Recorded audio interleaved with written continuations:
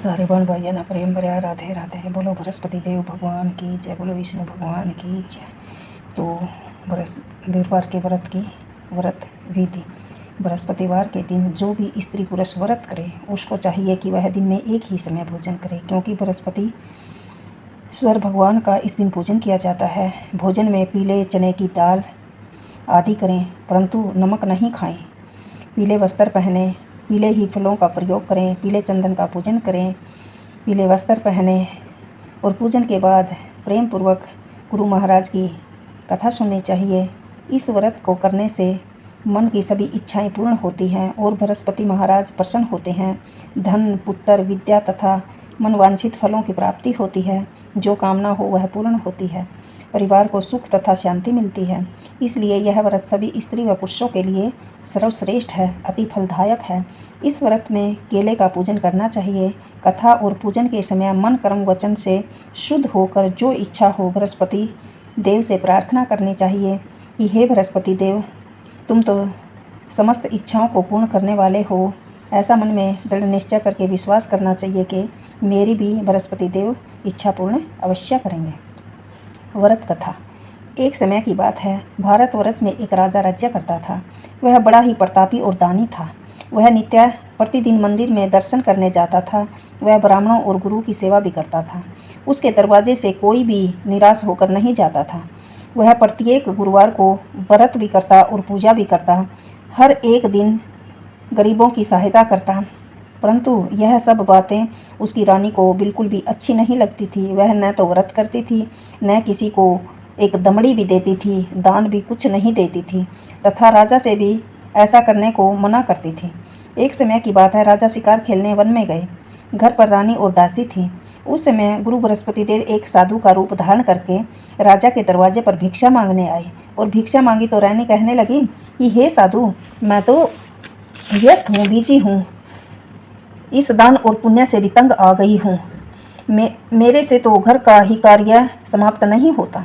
इस कार्य के लिए तो मेरे पतिदेव ही बहुत हैं, वो बहुत दान पुण्य करते हैं। अब आप इस प्रकार की कृपा करें कि यह सब धन नष्ट हो जाए और मैं आराम से रह सकूं। साधु बोले, हे देवी, तुम बड़ी विचित्र स्त्री हो। संतान और धन से तो कोई दुखी ही नहीं होता, इसको तो सभी चाहते हैं। पापी भी पुत्र और धन की इच्छा करता है। अगर आपके पास धन अधिक है, भूखे प्यासों मनुष्यों को भोजन कराओ, प्याऊ लगवाओ, ब्राह्मणों को दान दो, धर्मशाला बनवाओ, कुएं, तालाब, बाग बगीचे आदि निर्माण करवाओ, निर्धन मनुष्यों की कुंवारी कन्याओं की शादी कर दो, यज्ञ हवन करवाओ। इस प्रकार के कर्मों से आपके कुल और आपके नाम का परलोक में सार्थक होगा, स्वर्ग की प्राप्ति होगी। मगर वह रानी इन बातों से खुश न हुई। वह बोली, हे साधु महाराज, मुझे ऐसे धन की आवश्यकता नहीं है जिसको और मनुष्यों को दान देती फिरूं मैं, जिसको रखने उठाने में ही मेरा सारा समय बर्बाद हो जाता है। साधु ने कहा, हे देवी, तुम्हारी ऐसी इच्छा है तो ऐसा ही होगा। मैं तुम्हें बताता हूँ, वैसा ही करना। बृहस्पतिवार के दिन घर को गोबर से लीपना, अपने केशों को धोना, केशों को धोते समय स्नान करना, राजा से कहना कि तुम भी हजामत बनवाए, भोजन में मांस मदिरा खाना, कपड़े धोना।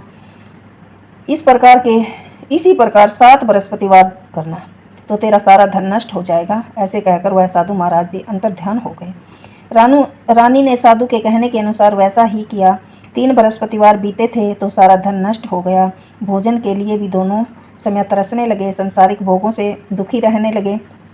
तब राजा रानी से कहने लगा कि रानी, तुम यहाँ पर रहो, मैं दूसरे देश में जाऊँ, क्योंकि यहाँ पर तो मुझे सभी लोग जानते हैं, इसलिए कोई भी कार्य मैं कर नहीं सकता। देश चोरी परदेश भीख बराबर है।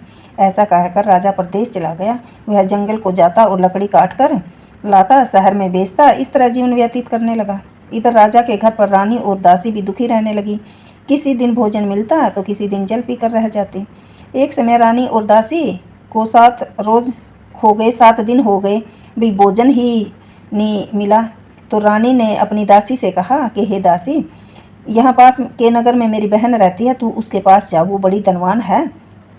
वहाँ से कुछ लिया, 5 सेर अनाज लिया, तो जिससे हमारा कुछ समय निकल जाएगा।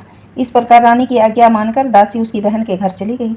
लेकिन रानी की बहन उस समय पूजा कर रही थी, क्योंकि उस दिन बृहस्पतिवार था। जब दासी ने रानी की बहन को देखा तो वह बोली, हे रानी, मुझे तुम्हारी बहन ने भेजा है, मुझे 5 सेर अनाज दे दो।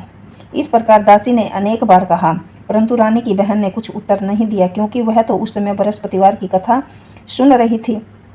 इस प्रकार जब बांदी को किसी प्रकार का उत्तर नहीं मिला तो वह बहुत दुखी हुई और क्रोध भी आया और लौटकर अपने ही गांव में आ गई। रानी के पास आकर बोली, हे रानी, तुम्हारी बहन तो बहुत बड़ी आदमी है, बहुत धनवान है, वह छोटे मनुष्यों से बात ही नहीं करती। इसलिए जब मैंने उसे कहा कि मुझे अनाज दे दो, उसने तो कोई उत्तर ही नहीं दिया। मैं तो वापस चली आई। रानी बोली, हे दासी, इसमें उसका कोई दोष नहीं है। जब बुरे दिन आते हैं तब कोई सहारा नहीं देता। अच्छे बुरे का पता भी आपत्ति में ही चलता है। जो ईश्वर की इच्छा होगी वही होगा। जब वह हमारे भाग्य का, ये तो हमारे भाग्य का ही दोष है। इधर जब रानी ने देखा तो उसकी बहन, तो मेरी बहन की दासी आई थी, परंतु मैं उससे नहीं बोली, तो इससे वह बहुत दुखी हुई होगी। यह सोचकर वह कथा, ये सोचकर कि मैं सोच रही थी ये कथा पूरी करके फिर उससे बात करूंगी, वह तो वापस ही चली गई। तो ये वो सोचकर वो अपनी बहन के घर चल दी और जाकर अपनी बहन से कहने लगी कि हे बहन, मैं बृहस्पतिवार की व्रत कथा कर रही थी, तुम्हारी दासी गई, परंतु जब कथा होती है तब तक हम नहीं उठते और न ही बोलते, इसलिए मैं नहीं बोली। कहो दासी क्यों गई थी? रानी बोली, बहन, हमारे यहाँ बिल्कुल भी अनाज नहीं है। वैसे तुमसे कोई बात छिपी तो नहीं है, इस कारण मैंने दासी को तुम्हारे पास भेजा था 5 सेर अनाज लेने के लिए। रानी बोली, बहन देखो, बृहस्पति भगवान सबकी इच्छा पूर्ण करते हैं। देखो, शायद तुम्हारे घर में अनाज रखा हो। इस प्रकार का वचन जब रानी ने सुना तो घर के अंदर गई तो उसे वहां एक घड़ा अनाज का मिला। तब तो रानी और बांदी दोनों खुश हुई और दासी कहने लगी, हे रानी देखो, वैसे हमको जब नहीं मिलता तब हम रोज व्रत करते हैं। अगर इनसे व्रत की विधि और कथा पूछ ली जाए तो हम भी इस व्रत को किया करेंगे। तब उस रानी ने अपनी बहन से पूछा कि बहन, बृहस्पतिवार के व्रत की कथा क्या है और व्रत कैसे करना है? रानी की बहन ने कहा, गुरुवार के व्रत में चने की दाल, मुनक्का, भगवान विष्णु को केले की जड़ से पूजन किया जाता है। दीप जलाना चाहिए, पीले वस्त्र पहनने चाहिए, पीला भोजन करना चाहिए और कानी कथा पढ़नी चाहिए। इस प्रकार व्रत करने से भगवान विष्णु प्रसन्न हो जाते हैं, अन्न, धन, पुत्र सबकी मनोकामना पूर्ण करते हैं। इस प्रकार रानी और दासी दोनों ने निश्चय किया कि बृहस्पति भगवान का पूजन जरूर करेंगे। 7 रोज बाद जब बृहस्पतिवार आया तो उन दोनों ने व्रत रखा और चने की दाल, गुड़, केले की जड़ तथा भगवान विष्णु का पूजन किया। अब पीला भोजन कहाँ से आए? बेचारी बड़ी दुखी हो गई। उन्होंने व्रत किया, इस कारण गुरुवार भगवान प्रसन्न हो गए। वह 2 थालों में सुंदर पीला भोजन ले आए और दासी को देकर बोले, हे दासी, तुम और रानी के लिए भोजन है, तुम दोनों करना। दासी भोजन पाकर बहुत प्रसन्न हुई और दासी बोली, रानी चलो हम भोजन करते हैं। रानी को इस विषय का कुछ पता नहीं था, तो वह बोली, हे दासी, तू ऐसा क्यों बोल रही है? दासी बोली कि तू भोजन कर ले, तू व्यर्थ की हंसी मत उड़ा, तो एक महात्मा भोजन दे गया है। रानी कहने लगी, वह भोजन तेरे ही लिए दे गया होगा, तू ही भोजन कर ले। दासी ने कहा, वह महात्मा हम दोनों के लिए 2 थाली में भोजन देकर गया है, इसलिए हम और तुम दोनों ने साथ साथ भोजन करना है। इस प्रकार रानी और बांदी दोनों ने गुरु भगवान को नमस्कार करके व्रत खोला और भगवान विष्णु की तो वे प्रत्येक बृहस्पतिवार को भगवान का व्रत करने लगे और भगवान विष्णु की पूजा करने लगे। बृहस्पति भगवान की कृपा से फिर रानी और दासी के पास धन हो गया। रानी फिर उसी प्रकार आलस्य करने लगी तो दासी बोली, देखो रानी, तुमने पहले भी इसी प्रकार आलस करती थी, तुम्हें धन रखने में कष्ट होता है, इस कारण सभी धन नष्ट हो गया था। अब गुरु भगवान की कृपा से धन मिला है, तुम फिर आलस करने लगी। बड़ी मुसीबतों के बाद हमने धन को पाया है, इसलिए हमें दान पुण्य करना चाहिए, भूखे प्यासों को भोजन कराना चाहिए, प्याऊ बिठाने चाहिए, ब्राह्मणों को दान करना चाहिए, तालाब खुदवाने चाहिए, पाठशालाएं बनवानी चाहिए, कुंवारी कन्याओं का विवाह करना चाहिए, धन को शुभ कार्यों में खर्च करना चाहिए, जिससे तुम्हारे कुल का यश बढ़ेगा और स्वर्ग को भी प्राप्त होगा और पितर भी प्रसन्न होंगे। तब रानी ने इसी प्रकार कार्य करने आरंभ कर दिए। उसका काफी यश फैलने लगा। एक दिन रानी और दासी विचार करने लगी कि न जाने राजा किस प्रकार होंगे, उनकी कोई खबर नहीं है। गुरु भगवान से प्रार्थना की कि भगवान रात्रि में राजा को में कहा कि राजा उठ, तेरी रानी तुझे याद करती है, अपने देश को चला जा। राजा प्रातः काल होते ही उठा और विचार करने लगा। स्त्री जाति खाने और पहनने की संगीनी होती है, पर भगवान की आज्ञा मानकर वह अपने नगर के लिए चल पड़ा। इससे पहले राजा प्रदेश चला गया था। प्रदेश से में दुखी रहने लगा।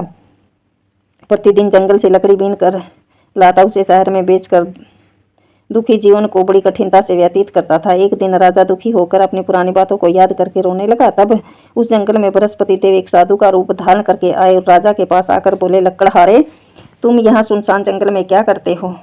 किस चिंता में बैठे हो, मुझे बताओ। तब राजा के दोनों नेत्रों से जल बहने लगा और कहने साधु से वंदना करने लगा कि हे प्रभु, आप सब कुछ जानने वाले हो। इतना कहकर साधु को अपनी संपूर्ण कहानी बता दी। महात्मा दयालु होते हैं। उसे बोले, हे राजा, तुम्हारी स्त्री ने बृहस्पति देव का अपमान किया था, जिस कारण तुम्हारी ये दशा हुई थी। अब तुम किसी प्रकार की चिंता मत करो, भगवान तुम्हें पहले से अधिक धनवान बनाएंगे। देखो, तुम्हारी स्त्री ने भी बृहस्पतिवार का व्रत आरंभ कर दिया है, शुरू कर दिया है। तुम मेरा कहना मानकर बृहस्पतिवार को व्रत करके चने की दाल, गुड़, जल के लोटे में डालकर केले का पूजन करो। फिर कथा सुनो, भगवान तुम्हारी सारी इच्छाएं पूर्ण करेंगे।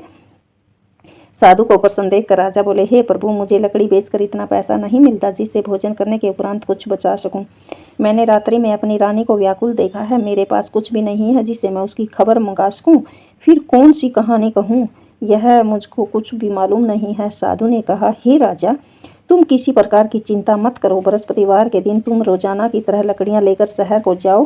तुमको रोज से दुगना धन मिलेगा, जिससे तुम अच्छी प्रकार से भोजन कर लोगे और बृहस्पति देव की पूजा का सामान भी आ जाएगा। जो सद्भावना पूर्वक बृहस्पतिवार का व्रत करता है, कथा पढ़ता है, सुनता है, दूसरों को सुनाता है, बृहस्पति देव उसकी सारी मनोकामना पूर्ण करते हैं। भगवान बृहस्पति देव जी का पूजन, व्रत आदि करते हैं तो उनकी सभी मनोकामनाएं पूर्ण होती हैं। जैसे सच्ची भावना से रानी और राजा ने उनकी कथा का गुणगान किया तो उनकी सारी इच्छाएं बृहस्पति देव जी ने पूर्ण की थी। इसलिए पूरी कथा सुनने के बाद प्रसाद लेकर ही जाना चाहिए और हृदय से उनका मनन करते हुए उनका जयकारा अवश्य बोलना चाहिए। बोलो बृहस्पति देव भगवान की जय, बोलो विष्णु भगवान की जय। सारे बाण भाइयों ने प्रेम भरा राधे राधे।